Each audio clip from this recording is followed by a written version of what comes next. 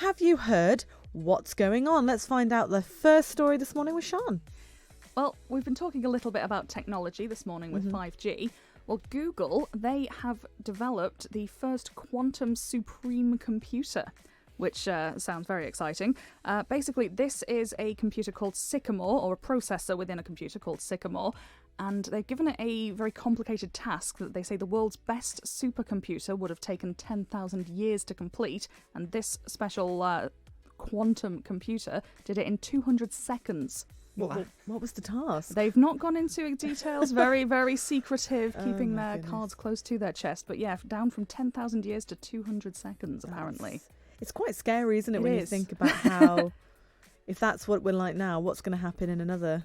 Oh, another 5-10 years, isn't it? I mean, that's just over 3 minutes, isn't it? It's taken 3 minutes to do and that. 20 seconds, yes. There we are. So, what was it? Quantum... Where have I lost it now? Quantum supremacy. It's not a snappy title, but QS. Though. What would you do if you could speed something up using that kind of technology? What would be the thing that you would want to put that to? That's a good question, It's isn't a good That's question. a I need really to think good about question. that, because I think everything is inherently faster these days, isn't it? Everything seems quicker in terms of what we're able to access and how quickly. Do you know what it would be for me? Go on. Not driving over here, because actually getting anywhere doesn't take you too long. But we went to Cornwall in the summer, loved it, want to go back. Lovely. But it's a heck of a schlep from Liverpool when you're driving, taking the Manannan all the way down to Cornwall. You know. I think I'll do that. It would be some kind of form of what's it called? Teleporting. Yes. I would love to be able to just get somewhere incredibly quickly. So I suppose that would be what I'd like to do. You know, instead of 3 hours, 3 minutes to get from Liverpool to Cornwall.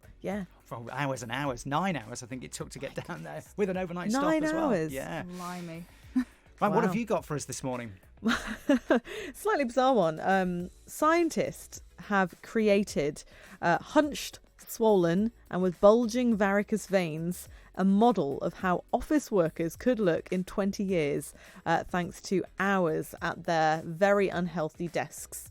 So this is basically saying how the sickly office worker, Emma is the name of this model, the sickly work colleague of the future. It's a life-size dummy built to show how sitting all day at an ergonomically unfriendly desk might affect workers, which is going to be a fairly horrible cautionary tale for most people who are on their way to sit at a desk all day. So I'm very sorry. Have a nice day. But it's been cooked up by researchers after interviews with more than 3,000 employees with their health issues and concerns.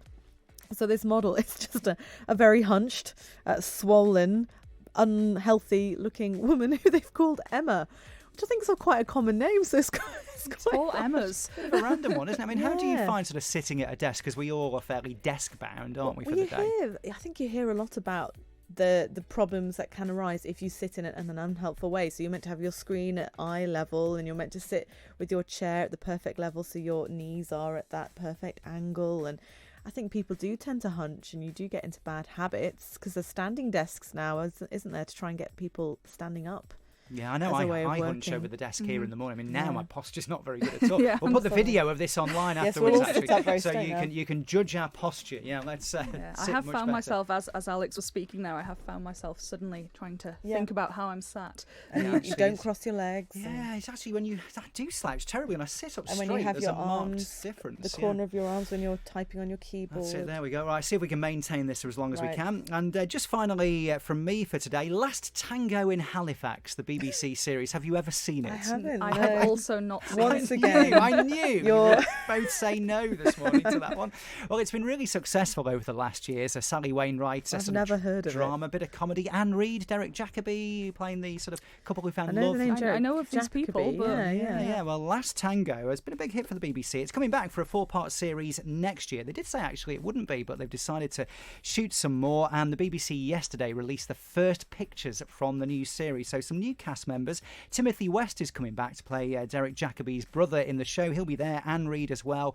Nicola Walker and Sarah Lancashire, who... Oh, she's brilliant. And I'm thinking Derek Jacobi, The reason I know him is I believe he played Polonius in the Kenneth Branagh version of Hamlet. Yes, I think he did. He's So done a lot of Shakespeare. That's what I've got in my head. I think he's Sir Derek Jacobi. So oh yeah, maybe, they've released the maybe first pictures, and it's going to tell this series the story of Alan and Celia again. They're now 7 years into their marriage, but have moved to a desirable bungalow, but experiencing some difficulties because Alan's got a new supermarket job, bringing an unexpected challenge in the form of a wild local lad. So there's plenty of drama and comedy abounding.